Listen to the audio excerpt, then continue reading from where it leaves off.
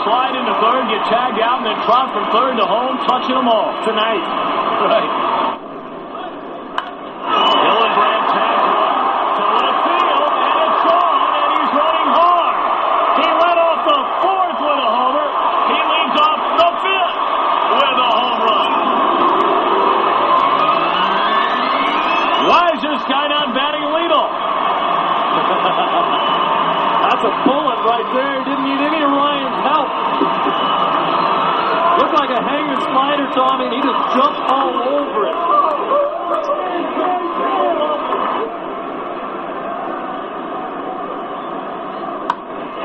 In the air.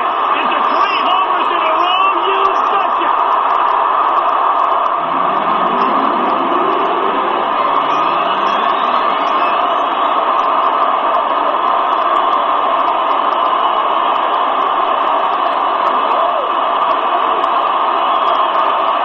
Hillenbrand has many home runs tonight as he had for Boston all season.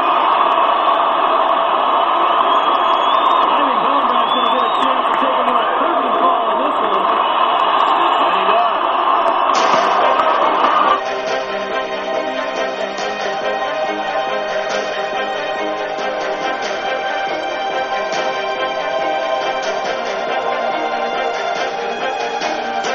And John Whitman one more time set. And here comes the 2-2 pitch to Edgar Martinez now. The fastball swung on hit to deep center field.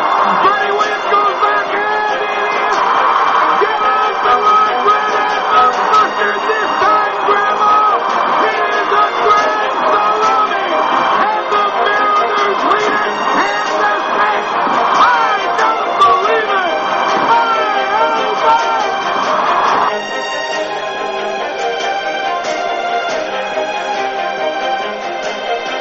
From high atop the Robinson Gearing Studio Complex and straight out of God's country, Pawleys Island, South Carolina, the Let's Talk Baseball Podcast Network proudly presents Backwards K Pod. And now, here's the host of the show, Jake Robinson. Good moment, baseball universe. What is up? What's cracking? Once again, back is the incredible, the pod animal, Jake the Snake Robinson from the Let's Talk Baseball Podcast Network. Half man, half podcast machine. I'm coming out of Pawleys Island, South Kakalaki, back into Captain Kirk Chair. Shields down, photons up.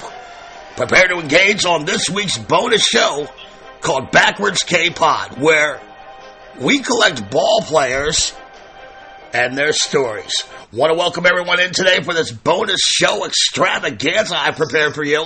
I'm going to get this ball rolling today. Not much of an intro minutia on this one, folks. You know the deal. Backwards K-Pod is available on all platforms, wherever you listen to your pods, or you can visit my website, diamondsnakejake.podbean.com, to hear this or any of the other shows in my always expanding vaults of archives. I will never charge my beautiful Seamhead audience for the content. No Patreon, no crowdsourcing. If you are on Spotify or Apple platform listening to this, please remember to rate and review my performance as you see fit. I ain't scared. I do what I do when I do it, and I do it better than anyone else. So go ahead, right away. With that being said, I'm going to jump right into it today on this bonus edition of Backwards K-Pod, where we collect ball players and their stories. And I want to welcome a very special former MLB player, a man with a hell of a story to tell. Ladies and gentlemen, it's my honor to present to you the former Red Sox, Blue Jays, Diamondbacks player, Mr. Shea Hillenbrand. Hey, Shea, how you doing today on this beautiful morning? I'm doing awesome, man, and it's great to hear your intro, your passion, your talent, and your ability to shine in front of the world, brother. So I'm super excited to be a part of this journey with you. And I got to tell you, man, it's one of the things that I value about you. I love, your message. I love your passion. I love the way you come out, with these videos and stuff, and you try to make a better world for people today. We're going to get to that eventually. Let me ask you a question. As a former player, did you watch any of the World Series that just happened? Absolutely not. I did not. You did not watch 1 minute of that. I find that so amazing. And let me tell you something. When I speak to you, You know, and I don't know how much you're into music, but you kind of remind me in musical terms as the lead singer for Nirvana, Kurt Cobain, and that sometimes... I don't want to kill myself.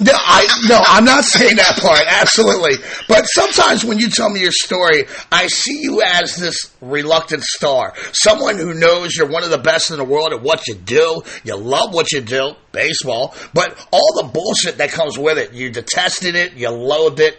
And do you feel like that is an accurate assessment, taking suicide out of the picture, of course?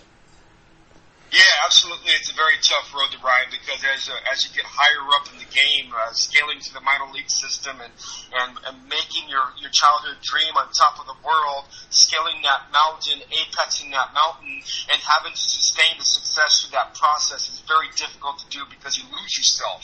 And when you lose yourself, you begin playing that pain-driven game. And right there is what's relevant to everybody out there that's listening right now, is that so many of us are trying to chase that success. You don't have to reach the apex of Major League Baseball or do what I did. I was just grateful and gracious enough to have the opportunity to do that. But so many of us are trying to chase the success, and we lose ourselves in the process. We don't show up as a good husband. We are a partner. We don't show up as a good father. And our internal world starts to fall apart.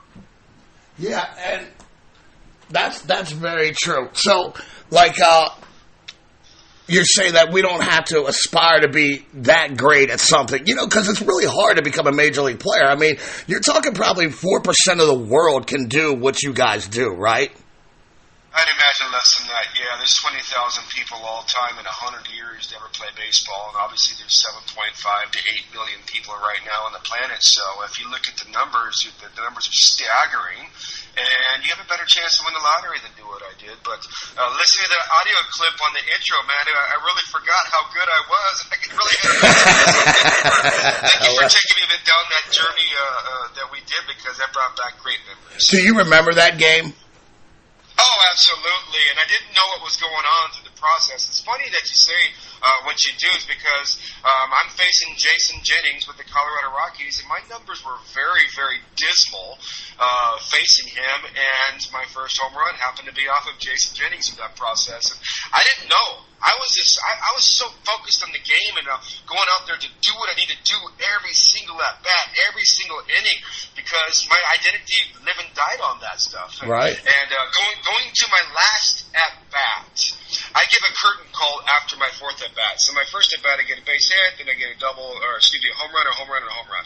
So my last at-bat, I am walking out of the dugout, and Carlos Baerga says, "Hey, dude, don't you realize that you're going for the all-time record? 4 home runs in 4 consecutive innings." I was like, "What?"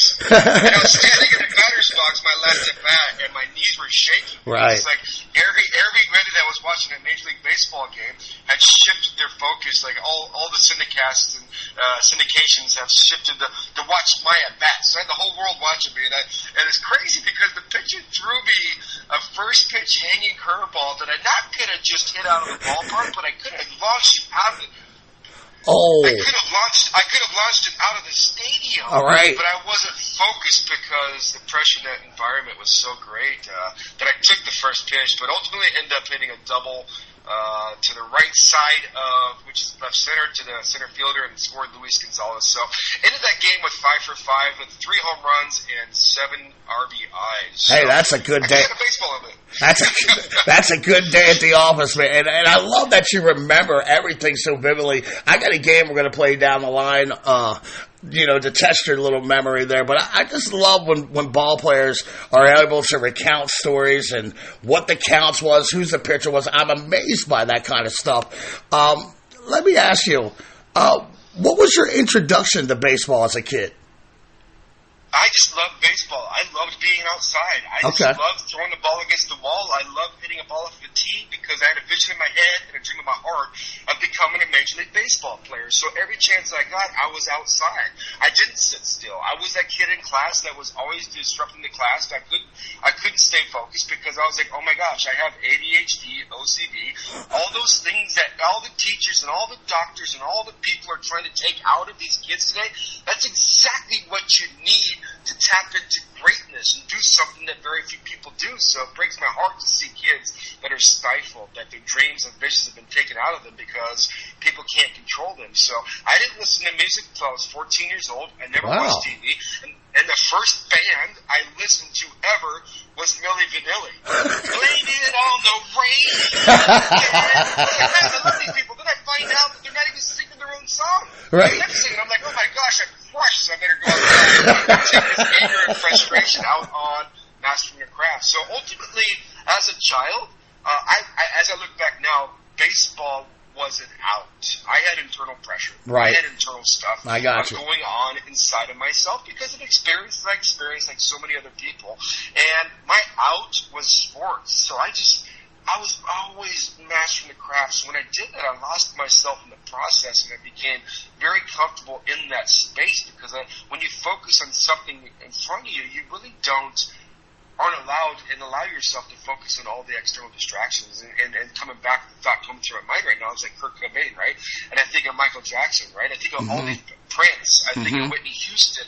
The only place I felt comfortable, the only place I felt safe and at peace from that internal world of hell that I created was in the batting cage or in the batter's box. And right. It became very toxic throughout the process. What age do you start to notice that, hey, I'm better than my peers here? What age is that when you start to realize that? Is that from day one? I don't know if I was better, but the thing is that, and it's funny you say that, and I'm so glad you said that because a revelation has came to my mind. And this is what's relevant for everybody out there. You just labeled yourself as the best at what you do in your introduction. You believe that, right? So I wasn't the best. And it doesn't matter if you are the best or not at what you do as a very, very talented podcast host. So I wasn't the best. Okay. But I believed that I had the intangibles and the drive and everything inherently inside myself to become the best.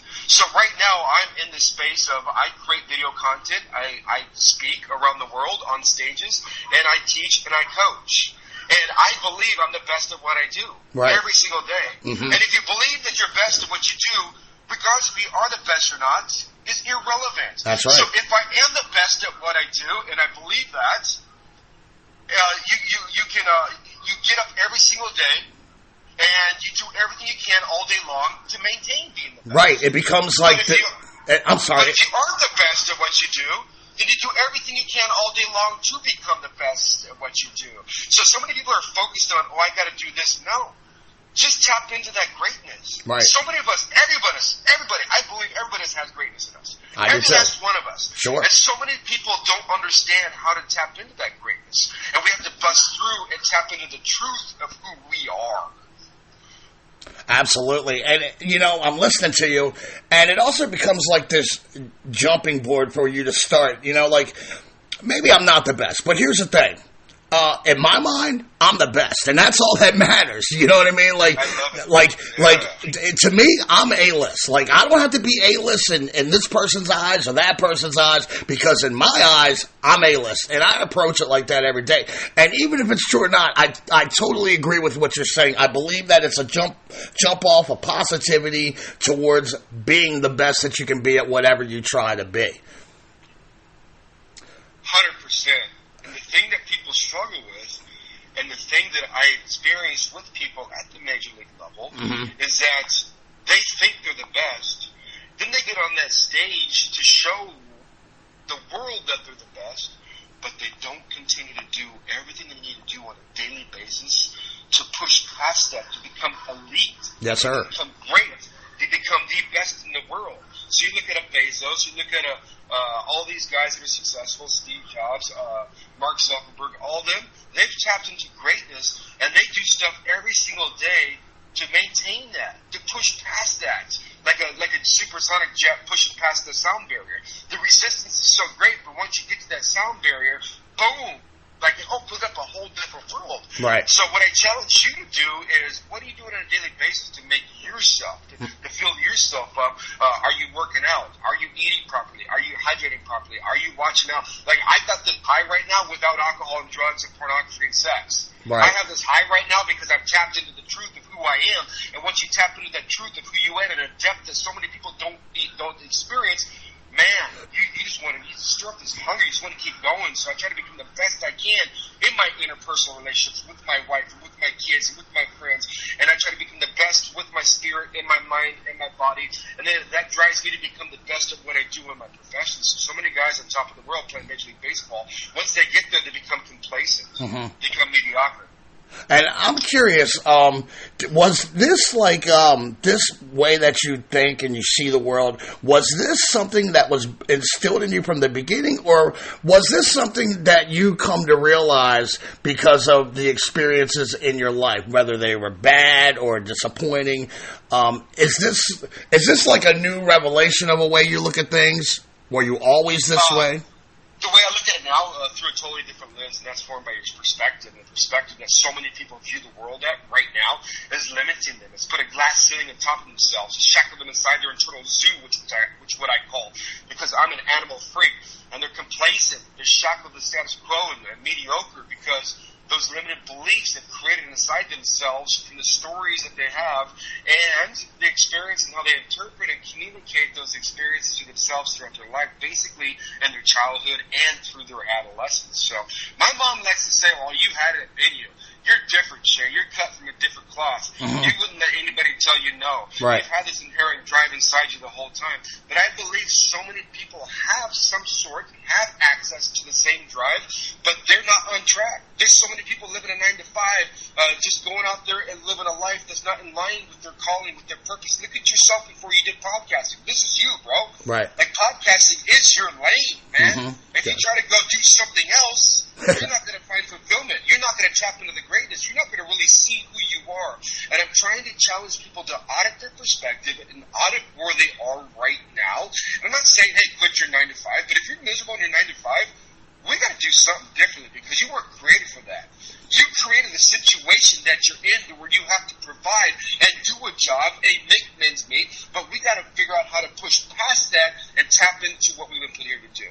And that I've done that. I remember when I was a little kid in Little League, I'd be on the way home and I'd be so mad, 9, 10 years old, and I'd get out of the car and I'd slam the door in my older brother's girlfriend's face. And my mom's like, you need to apologize to her. This and that. I wasn't aware. And she's like, what's wrong with you?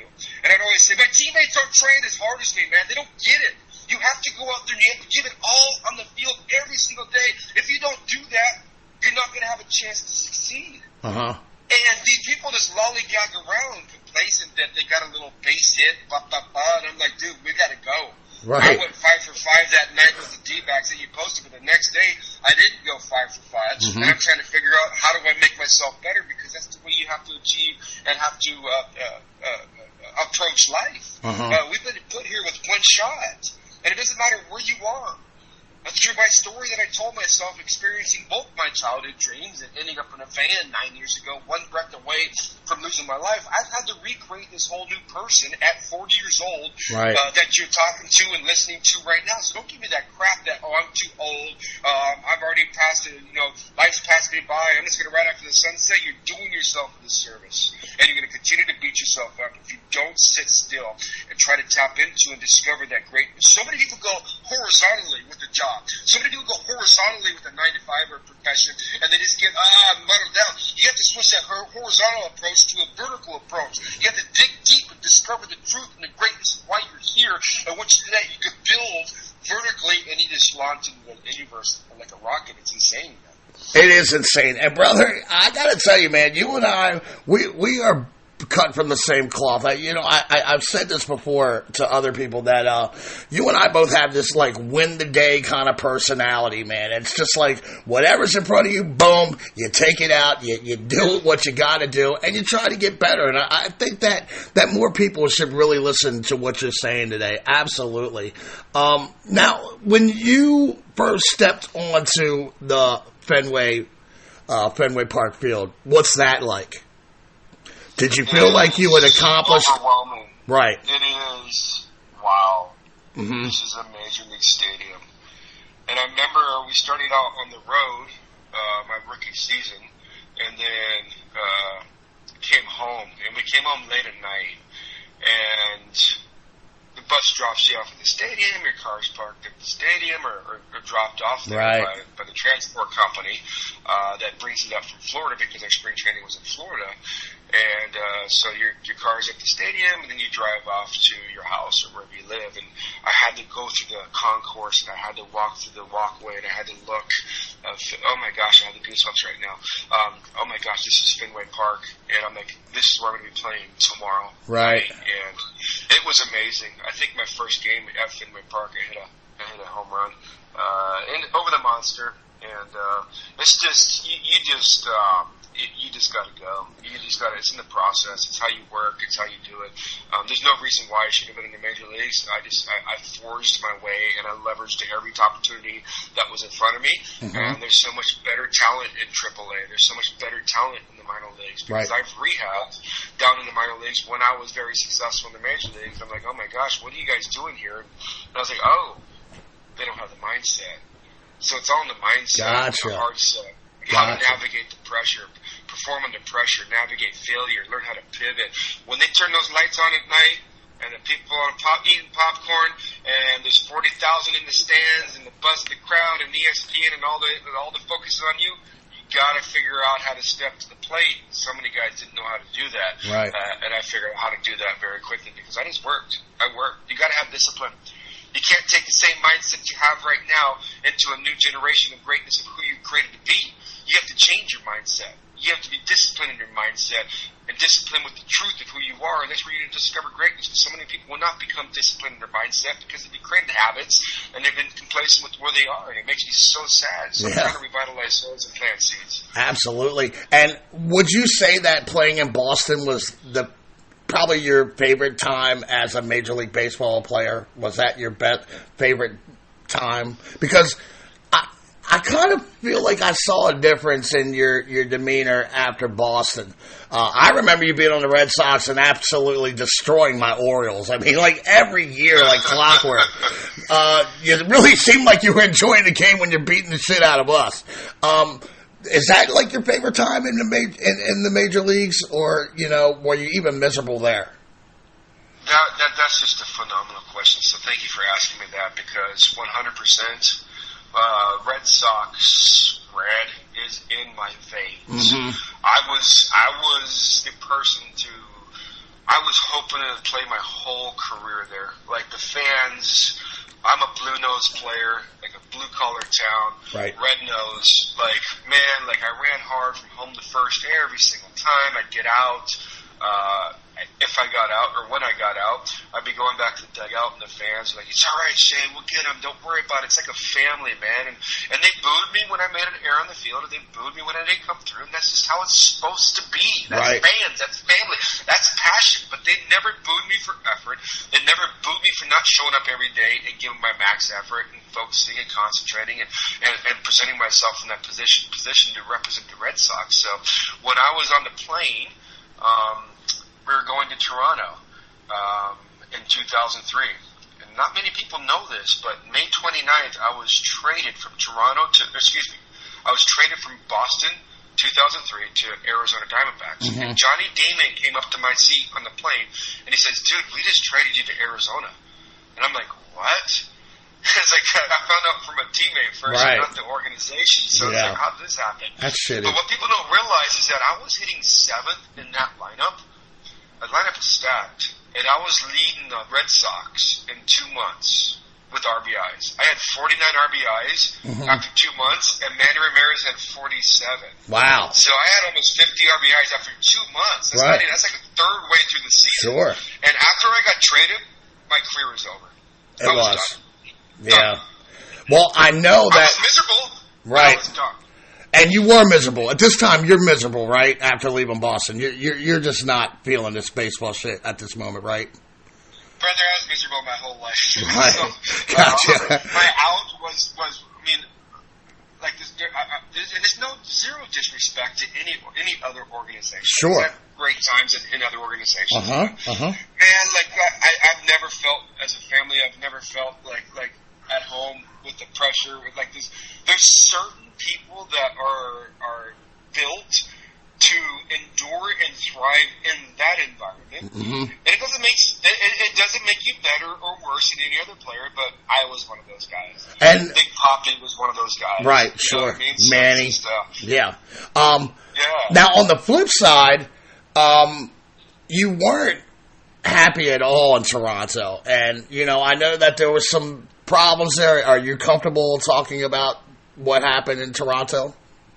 I'm comfortable talking about anything you want to talk about. Gotcha. I was comfortable in Toronto in the batter's box and in the batting cage. Right. But it was the clubhouse. Oh, you know else when I was comfortable? What's that? On the 1st and the 15th. Because I got paid a lot of money, brother. I hear you, brother. I hear you. So, why don't you explain to me what happened in Toronto in your words? I know there was some kind of argument between you and the manager, John Gibbons. Some things that you may have wrote on the board, and your frustration didn't play well with him or Riccardi.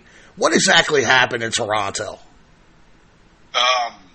It's funny that you say that, because what I want to convey to your audience is that if you don't take anything else from me, I hope you take this from me. And I'm sorry if you can hear my dogs barking. No, you're good, brother. Pain not transformed is transmitted. Let me say that again. Pain not transformed is transmitted. We're going to go through life. Right. And we're going to have experiences in our life. And our belief system is formed and created, and the foundation of who we are happens in our childhood and in our adolescence. And if we experience things in our childhood and our adolescence that we see that is a negative, like what the heck just happened, that's going to cause an emotion, and that emotion is going to form a pain, because the way we perceive and the way we interpret and communicate that experience to ourselves. So I went along my journey in my childhood and in my adolescence, and what happened was I got kicked off my junior high baseball team, I got kicked off my high school baseball team, I got kicked off my junior college baseball team. Really? I got kicked out of multiple games in the minor leagues, I got in fights with the managers in the minor leagues Okay. multiple times, and I was always the best player. Right. What is this from? This is pain that I didn't transform in experiences in my childhood, and this is what the listeners are going through, and this is why your listeners aren't able to tap into the greatest version of who they are, because they formed a perspective that's holding them back from the pain they experience in their life. This is natural. This is human. This is all of us. Yes, sir. So I wasn't able to transform any of that pain I experienced in my life, so it was transmitted. How do I transmit that pain? Through anger, through competition, through all that stuff. I was a raging bull in the clubhouse. I was a raging bull on the field. I don't know what y'all are doing. I'm going to the big leagues and I'm crushing. If I don't get a hit off this pitcher tonight, I'm going to throw my bat at his face. If the third base coach is going to chirp at me and yell at me when I'm in the batter's box, I'm going to release my bat and hit him. Like, that's the rage I had inside myself. Right. That's not Shea Hillenbrand. That is not pain that has been transformed, so you're going to transmit that pain. So I would hold stuff in and hold stuff in and hold stuff in and hold stuff in and hold stuff in, and then I just explode. Right. And I did that throughout my whole life. That's I've done not that. on the baseball field. Sure. But my out to try to escape that pain was having success in my profession. Because if I had success in my profession, everybody would think I'm a really cool dude, but inherently inside myself, I think I'm the biggest worthless piece of crap in the world, and I was so scared for anybody to ever look into my eyes. I never let my wife, 15 years, look into my eyes, but I was scared that she would see the shattered soul inside myself, because that pain that I didn't transform was transmitted and it harbored inside my soul, and I became a very toxic person. How do you transform pain? You might be listening or questioning. You transform pain by changing your perspective to that pain point. So I'm going out throughout my career, and I'm a cancer in the clubhouse. I'm out there crushing. I'm not a good teammate. Right. And it's sad, because I'm the greatest teammate now, and I'm the greatest. Like, right. I'll take the shirt off my back to anybody, not help anyone. But I'm this person that's shattered and just crumbled inside, and I'm building a temple with nothing. So it gets to Toronto, and I'm like, oh my gosh, I'm traded from the furthest place from home. I'm in a different country. They tax you another 4%, so I'm not making the same money. Like, it's so many stupid things you have to go through. Yeah. Rather than having a perspective like, oh my gosh, this is a great opportunity to experience something that I wouldn't experience otherwise because I'm playing baseball. I'm going into my free agent year, and I'm like, oh my gosh, man, like, I just know I'm an all-star for the Reds. I'm an all-star for the Blue Jays. Right. And like I'm in a rocket. I'm a, whatever. And I go into my free agent year not doing what I'm supposed to, what I thought I should be doing, and I didn't know how to navigate that pressure and that pain. So I hold it inside, and I become introverted. I don't participate. I'm just trying to, because I'm scared to let it out, because what I'm going to let out is going to tear up this whole clubhouse. So it came all the way down to the point to where, if you want to really look at the layers of it, it's not a matter of the incident of what happened in the clubhouse, writing on the board, the ship's sinking, play for yourself. None of that. Like that's just the byproduct, right? You're addressing the fruit of the action. If you look at that, I want to be able to look at the root. I want to look at the depth of the roots of what drove a person to take the actions and decisions he made. That's what's relevant to your listeners. Not that, if I talk about what happened in the class, it's extremely entertaining. Right. But if I don't talk about the root, it's not transformational. Absolutely. So here you have a Major League Baseball player that's in the apex of his career, getting ready to pay $10, $15 million. Like I'm going to go to the next level because I'm one of the best players in the game because of my numbers. And everything self-implodes. I write things like looking back now. Out of any manager I played for, looking back now, John Gibbons is the kindest manager I ever played for. Wow. And it's, like I said, zero disrespect to any other manager. Right. Right? Because I played for some other great managers. John Gibbons is probably the best player manager. John Gibbons is probably the best manager that I relate to. Wow. Because he managed from his gut. He managed not from statistics, not from analytics, not from all the stuff that's funneled down. Yes, he leverages that information, but he managed how I would manage. Right. And he's like, I'm going to make this decision. I'm going to live and die and ride by this decision. And if you don't like it, I'm sorry. Right. I'm leading the ship. Interesting. And I couldn't control that because I didn't see that. I perceived that situation differently as someone that was trying to sabotage my career. Right. And I was that person in the clubhouse that would do stuff and say stuff that would do things that other guys wouldn't do. So the long story the short, Vernon Wells was calling a players-only meeting because one of our pitchers, I'm not going to call him out, called him out in the newspaper the day before saying that he's dogging after a fly ball and didn't catch a fly ball in the center field while this pitcher was pitching late in the game. But the reason why Vernon Wells didn't go full out because he's got a pulled hamstring. And if he goes full out on this ball, it's meaningless other than the pitcher's numbers. It's meaningless to the team. He's going to pull his hamstring, and he's probably going to be on the DL.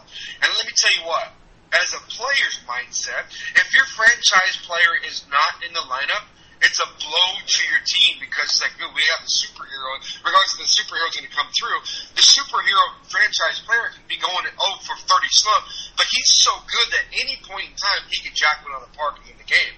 So he's capable of doing that.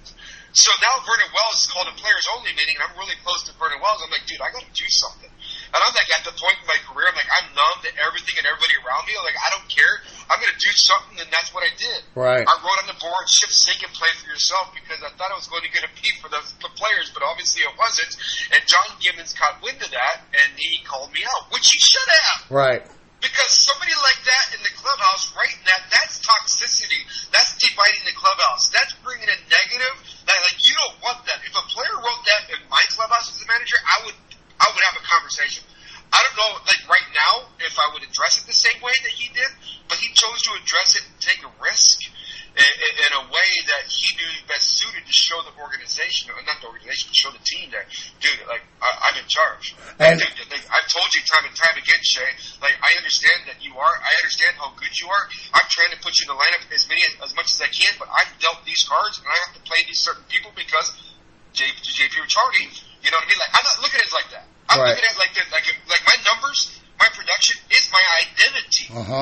And that's what fans don't understand. If I don't go out there and put this, my identity, if I don't have this identity, I might as well put a pistol in my mouth and blow my head off. Right. That's what we go through as Major League Baseball players. And that's relevant to so many listeners out there, because there's some people listening that are going through those same challenges, where they're fighting addiction, where they're fighting alcoholism, where they're fighting promiscuous. They might be cheating on their wife. They might not be showing up as the best husband. They might not be showing up as the best father.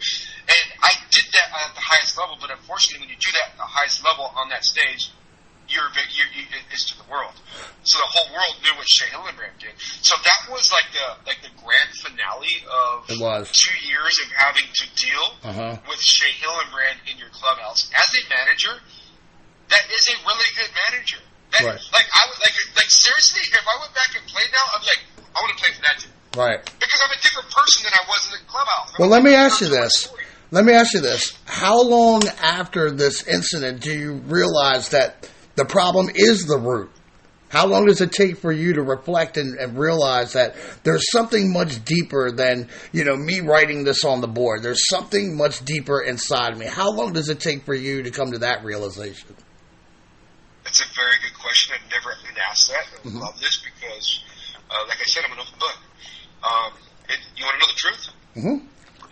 Yeah. After I was one breath away from losing my life in the van 9 years ago, after I overdosed on drugs and alcohol, I wanted to end my life, and I got off the floor of that van. And when I got off the floor of that van, I didn't have any side effects. I didn't have any nausea. I didn't have any stomachache. I didn't have any headache. And the cocktail of alcohol and pills I consumed the night before, because I was trying to run from that pain. I was trying to numb from that pain. I was trying to flee from that pain, because pain not transformed is transmitted. I couldn't feel that pain never went away because I never dealt with the root of that pain. So when I left off the floor of that van, I was forced with two main decisions. Like the most major, most difficult decisions of my life. I said, I have to take back control and I have to own my life. I'm 40 years old. Like, I have so much more of my life, and I know there's greatness inside myself that's so far greater than whatever I did on the Major League Baseball field. I can give two craps about baseball. But I know I've been created with a voice, with something to be able to reach the world with what I'm doing right now. And I said, I got to take back control.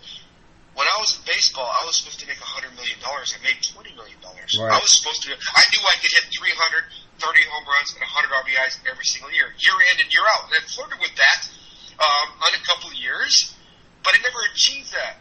And let me say, I don't care about the $100 million. I don't care about the $20 million. But what it was is that I care about the 1/5 of my potential. So many people are operating that are listening to this right now at 1/5 of their potential. They don't even think they have greatness inside themselves. Right. Because what they're telling themselves every single day, I'm an idiot. And they're telling themselves they're an idiot because the pain that they're experiencing, because they can't articulate or identify where this pain is coming from. And they don't know anything outside of that pain. I live with that pain and that gut-wrenching stress in my stomach for 15 years straight playing baseball. That is the worst experience in the world, and it doesn't matter where you are. So I became infatuated to say, you know what, why did that Shea Hillenbrand not reach or only reach 1/5 of his potential? And at that point in time is where I discovered it when I got off the floor of the van. What I discovered is that your perspective of how you view the world is how you're going to portray yourself. Right. My perspective of how I viewed the world at that time, on top of the world, on that level, I'm not good enough, my dad doesn't love me, and I have this pain inside myself, and I do not know how to get rid of it. But the only place I don't feel this pain is in the batter's cage or in the batter's box, or if I'm doing things to distract myself, cheating on my wife, having sex, watching pornography, and then taking Adderall, and then drinking. And what I want to share to your audience is I was not a drug addict, and I wasn't an alcoholic, and I'm not a drug addict now, and I'm not an alcoholic. And what I discovered through the process is that the number one thing that, and this is what Shea Hillenbrand believes, the number one thing that everybody's addicted to is not food, is not drugs, it's not alcoholism.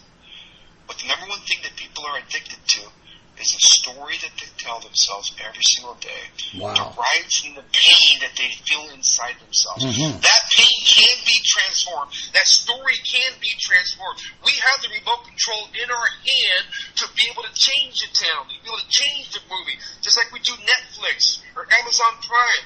We have the remote control in our hand to tune into a different frequency of operation and tap into the depth of the greatness of what we have inside ourselves. But we can't do that unless we understand where that pain comes from and transform that pain.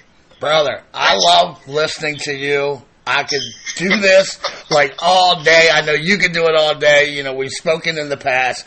I fucking love it.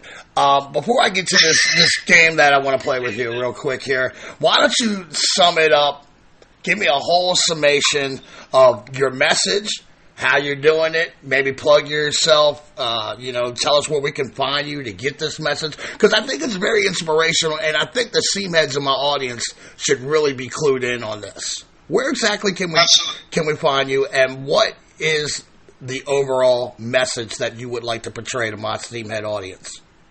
Yeah, thank you so much, and I appreciate this opportunity. And I don't take this for granted. I'm super grateful for this opportunity because I know you're passionate. I know you don't just let anybody on here because you're passionate about your listeners and you care because you want to make an impact with the gifts. It's very, very, very, very apparent that you do that, so I'm grateful. Where they can find me is SheaHillenbrand.co. Because for some reason, some fan in Boston bought SheaHillenbrand.com and expects me to pay a lot of money for it. I'm not going to do that. I don't blame you. So, SheaHillenbrand.co, and you can find me on social media, Facebook, Instagram, and LinkedIn is where I spend the majority of my time, and I'm starting to put out more YouTube videos. Just look at me as Shea Hillenbrand. On Instagram, if you're there, it's Shea_Hillenbrand. But my message at the end of the day, it's your perspective. And we have the power in our hands to change that perspective. I was on the streets 3 weeks ago in New Orleans, all week, and I discovered so many truths about people that are on the streets, the perspective that they have. The perspective for so many people is they cannot see the blessings right in front of them. They don't answer. They don't ask the right questions, and then they feel like they're not seen. So they feel like life's passed them by. So your perspective is formed from the pain in your life, man. Pain not transformed is transmitted. For so many people, they're transmitting pain and through how they drink and how they eat and how they're just trying to run them and flee from that. And the power is in your perspective. And once you change that perspective, you can rewrite history. You can go back and rewrite history. You can have the most traumatic experience in your life. And I'm not saying take a light of anybody's experiences because I've dealt with a lot of professional athletes that have done through so many things. Their mom's a crack whore. They have to go to a crack house and they're like drugs out of prison, like all this stuff. My story is minuscule compared to theirs. But what I want to convey is that whomever's listening, your story is your truth. And your perspective is formed from your truth. So it doesn't matter where your story is. You could have had everything in the world handed to you, so now you don't even try to tap into your greatness. That's your story and your truth, but I challenge you to audit your perspective. And once we change that perspective, we can rewrite history, and we take back our power, and you tap into that greatness of who you are, and you take that out there, not for yourself like I tried to do, because my God-sized hole was so great when I was playing Major League Baseball. I was trying to fill it with everything externally, all the money, $20 million, private jets, mansions, 6 cars, 300 pair, everything, doing everything on top of the world. I was trying to fill that God-sized hole with that, but I couldn't do that. I had to go inwardly and master my domain. That's where it's at. We're trying to seek success externally. If I just have success in my profession and do this stuff, all that pain will go away.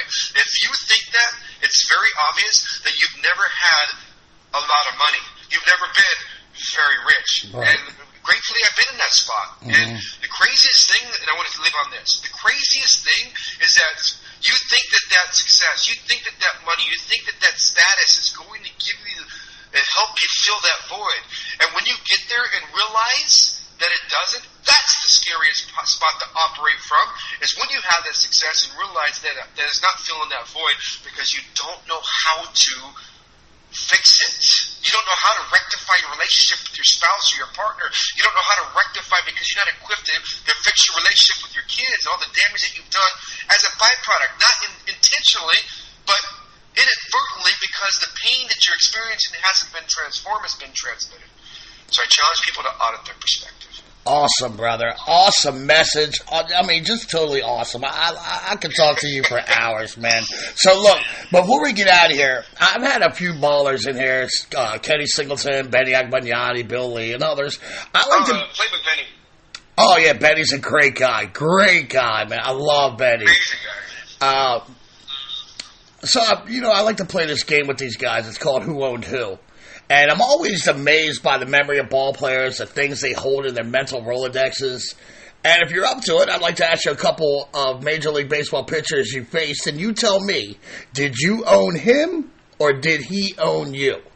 And by all means, if there's a story you can recall about facing this person, by all means, give us that skinny on that, okay? Absolutely. Okay. Let's see here. Who owned who?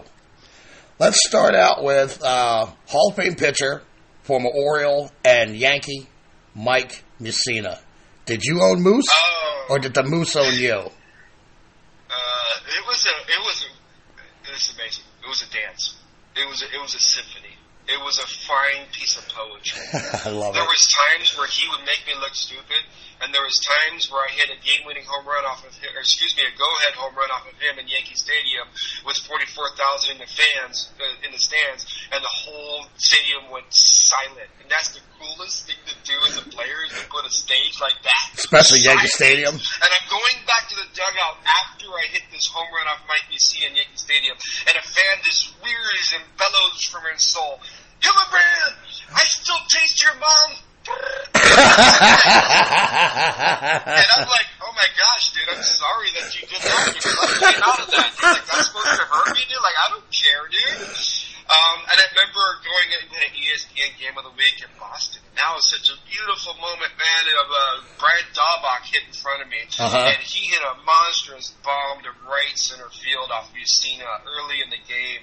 And the crowd erupted. And I walked to the plate, and the energy still crazy going to the stadium as I'm standing in the batter's box, and he throws me a first pitch, like, get me over, like, little spinning cutter that's almost like a BP fastball, and I usually take the first pitches, but man, that crowd locked me in, and I launched this first pitch over the lights and almost onto the turnpike. Nice. In Fenway Park, back to back on ESPN, Joe Morgan calling it, it was just, like, out of this world, but now he brings his whole menagerie of pitches. The guy was an extreme bulldog. He wasn't overpowering, but he had a heart of a lion, and that was so fun to go up against him, because he'll either carve me up or he'll leave one there, and I will do something with it. So that was a fine dance with Mike Mussina.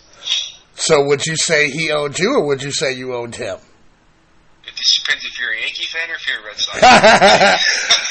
Well, the stats. I have a humble heart now. Mike Mussina owns. Right on. The stats say that you owned the Moose. You went 15 for 46. You had 2 doubles, 3 home runs, a triple, 8 RBIs, and a 326, 340, 609 slash. So not bad numbers against the future Hall of Famer right there. Let's do another one. Hideo Nomo. Who owned who? Did Nomo own you, or did you own Nomo? I owned Nomo. You did. I played behind Nomo in Boston, and Hideo Nomo taught Shea Hillenbrand how to eat sushi. Really? And that was a cool experience. Because a lot of people don't know, I grew up a diehard Dodger fan in LA. Yeah. And I would watch Nomo. I would idolize Piazza. So I'm on the plane going from Boston to LA. Cross-country flight. We're playing interleague. My first time in Dodger Stadium for Shea Hillenbrand. I had dreams for 2 weeks going up to that experience, not about doing something spectacular at home plate, but standing at third base and looking up in the stands where I sat as a kid, 8, 9, 10 years old, with the nachos in one hand and a chocolate malt in the other hand, saying that I'm going to be down there someday. And I envisioned myself, I have the goosebumps piercing through my soul right now. Nice. I'm going to be down there someday. And that's what so many people don't do. They don't, they let life kick them in the butt. Right. And life's knocked them down and knocked their dreams and vision complacent and knocked them out of them. And they just got to revitalize that. Your dream is dormant. So I sat there on the field after I was on the plane, but our athletic trainer, who was one of my really close friends, Chang Lee, trained Hideo Nomo in the off season. So he knew Hideo Nomo inside and out. So I went up to Chang Lee on the plane on our cross-country flight, and I said, "Chang, what's my approach against Nomo?" And I was so nervous because he's got this Ginzu changeup and this kung fu windup. Right. I played behind him in Boston, man, and it's just like he threw a no-hitter. I was like, oh my gosh, when this guy's on, he's untouchable. And Chang says, "Don't worry, sit the fastball." I said, "Come on, dude, he's got this changeup, Ginzu." No, Sit fastball. Sit the fastball. And I go back to my seat on the plane, like scratching my head. I'm like, oh my gosh, I guess I'm just going to have to do that. Long story short, oh my gosh, man, I'm almost going to come to tears right now because I had a dream as a kid with Vince Scully calling my at-bats. Wow. This is the first time Vince Scully ever called my at-bats. Wow. And I have a video of it. Long story short, that game I went 4 for 4 with a single, a double. I had a single off the Hideo Nomo, I had a double off Hideo Nomo, and I had a home run off Hideo Nomo. Damn. And it was just an out-of-body experience. I was just like, riding that wave. It was like, I can't even believe. It's so overwhelming to be in that experience, living your childhood dream for all time that you've envisioned so long, that it's like you can't even process the feeling. So thankfully I just faced him, I believe that one time. No, actually you faced him 20 times, and you did own him. You went 10 for 20, you had 2 doubles, 2 home runs, 5 RBIs, and 500, 900 slash. So yeah, you faced him quite a few times actually, and you definitely owned him for sure. How about Yankees southpaw Andy Pettitte? You can go to hell, Andy Pettitte. I'm not that type of person. I absolutely despised facing him. Right. I despised it to the T. Like he would throw a sinker away. And if I got on first base, I was so in my head because I can't believe I got on first base. He picked me off first base because he got one of those amazing pickoff moves. Yes. But he hit the ball so well and he threw a cutter in on me that I just jammed myself every time. And then when the 1 or 2 times I got into a hitter's count, he'd throw me a sinker and I'd hit a line drive at Soriano or somebody at second base. But 100%, that's not even a question. He owned me big time. He did. You went 5 for 27, 2 RBIs, 4 strikeouts. You had a 185, 241, 185 slash. All right, let's try another one. Let's go Roy Halladay. Oh. The best pitcher I can't say that because I don't really watch baseball that much. Is he one of the best that you ever faced, though? Dominant, quiet, silent assassins that you'll ever meet with a heart of gold that loved what he did, loved his wife, loved his kids, loved everything, and he didn't want to play in a big market, so he loved playing in Toronto. Right. This dude had a cutter. He had a sinker. He had a curveball. He had a slider. He had a split finger. He had the whole menagerie. Right. It was insane. I was like,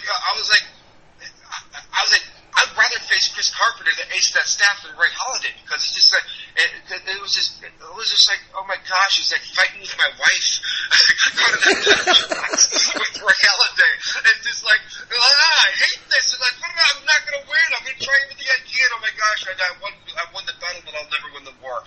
But what I want to share with you guys is that it goes deeper than that because Ray Halladay, after the games in Toronto, they closed the dome, and he and I. Nobody knows this. He and I would pull out our remote control airplanes. Really? We loved flying our remote control airplanes. Really? When I played with Ray Halladay, he's just so quiet. He's so kind. He's just like, he's just so peaceful. Like he's not like you'd think he'd be like Pedro Martinez is 100% opposite. Right. Ray Halladay's just so like just never said a bad thing, and if he did, it was with great intent.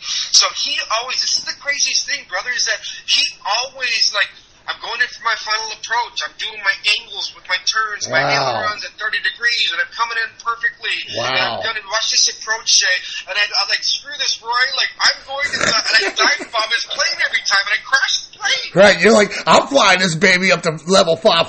I don't know what you're doing. Yeah. You can tell my world was like eternal hell, and his world was under control. You know what I mean? It's right. So I'd crash his plane, and I'd always and I would always have to buy him a new airplane. Ultimately, you can see, that's how Roy lost his life. Is that he crashed his real airplane. That's what I was thinking while you were saying that. If you gave had Shea Hillenbrand say, "What's the assessment of that?" It's like, what's my identity now that I finished what I was doing, playing baseball? Right. I don't know how to survive. And the only place, brother, that I felt comfortable, that I got the you can't when I suited up. Put my uniform on and walk down through the tunnel from the clubhouse to the dugout, and I do that every single night, 162 over 6 months. I'm going to war like a gladiator going in the ring to fight for his life. I'm doing that. That's what you think. That's what I thought, and that's what Roy thought. And there's no other feeling that can replace now batting number 29, Shea Hillenbrand. Right. And I'm walking from the on-deck circle with nothing but pure confidence permeating through my veins, going to war when I have one pitch and at bat to do anything with, and I'm ready to go. There's nothing to replace that feeling. And it's so difficult for us Major League Baseball players to find something to replace that when we're done. And Roy found that adrenaline through flying his plane. And he was very skilled, and he was very advanced, and obviously he tried to push the limits, and he came out, it's very unfortunate because that's not who he is. Right. That's not who he was. And I'm telling you, man, the fight is real. The fight is real. Like us as Major League Baseball players, a lot of people don't realize it, don't understand it, because they think we have everything and we're living the dream, all that stuff. But the fight, and the pain is real. It doesn't matter where you are. But Roy Halladay owned me. Yeah, and once the cheers stop, it's got to be like a mind-opening experience. You know what I mean? One day, like you said, they're Shea Hillenbrand. When you lose the game, your mind gets twisted. Right. When your mind gets twisted, you live in the past. Heard. So many people listening to this right now, they're like, oh, I didn't achieve, I missed my opportunity, I didn't do this, I lost my marriage, I lost this, or I'm in this spot. When you're in that spot, your mind gets twisted. And when your mind gets twisted, you live in the past. And for so many people that live in the past, they beat themselves up over the mistakes that they made, not patting themselves in the backs to see how far they've come to persevere because they woke up that day. That's right. You're absolutely correct. And yes, Roy Halladay, he did own you. 4 for 22, 1 double, 4 RBIs, 3 strikeouts. I had double? You did have a double, and you had 4 RBIs. Oh, yes! You had 3 strikeouts, 182, 227. We'll do 2 more guys. How about, all right, here's a Yankee, Southpaw, David Wells. I knew you'd say that. I played with David Wells in L.A. At the end of both of our careers in 2007. My free agency, I signed with Angels, and I'm playing with Mike Scioscia, and I suck. I wanted to disappear. I wanted my pain to end, and they released me.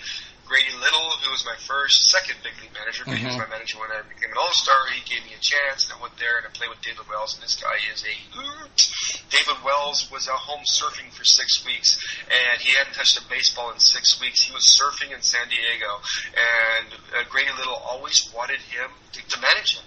So the Dodgers signed him, and they flew him to New York, and he started in New York without touching a ball in 6 weeks. He threw 5 or 6 innings and won the game. Wow. But David Wells struck me out probably 3 or 4 times legitimately because you as a hitter, you know what's a ball or a strike. I don't care what anybody says. Right. I know. My eye is so tuned in.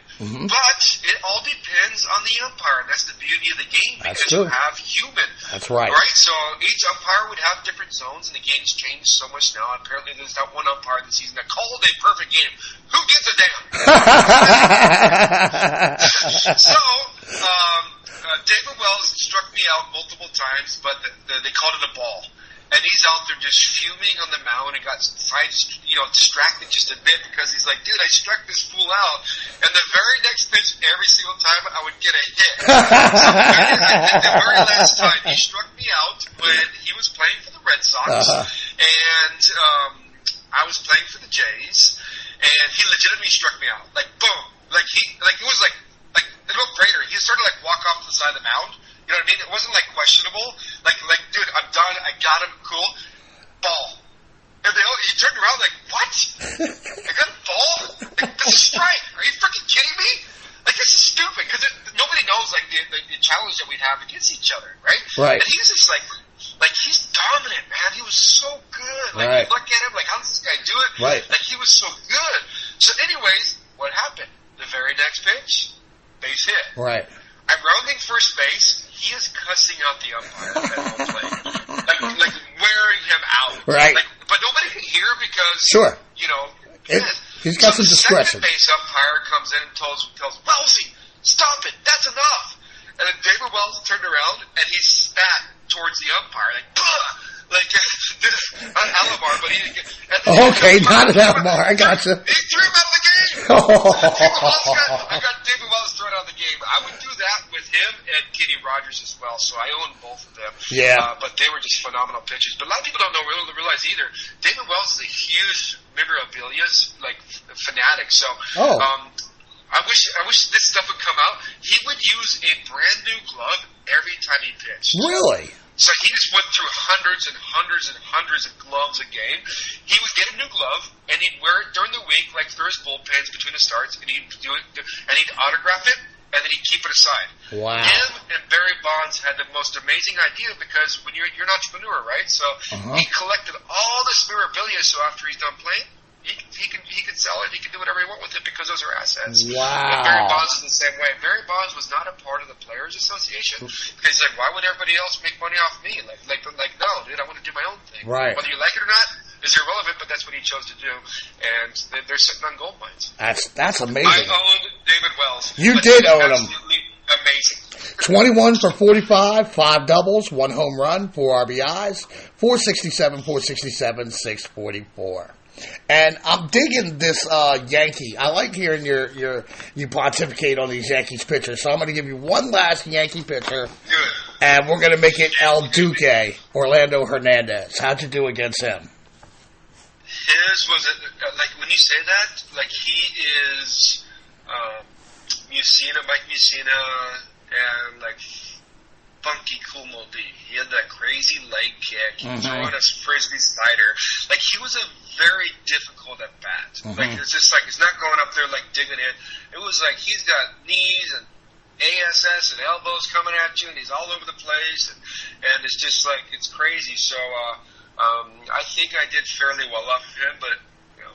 Yeah, I would say I would say he owned you. You went 3 for 22, 1 double, 1 RBI. Yeah, he owned me. Yeah, 3 Ks, 136, 174, 182. And but you know what's funny is I remember like getting a hit off of him before I hit that game winner off Mariano. Really? Wow. So, I was watching tape of that home run you hit off Mariano a couple days ago. You know who owed me the most in that staff? Who's that?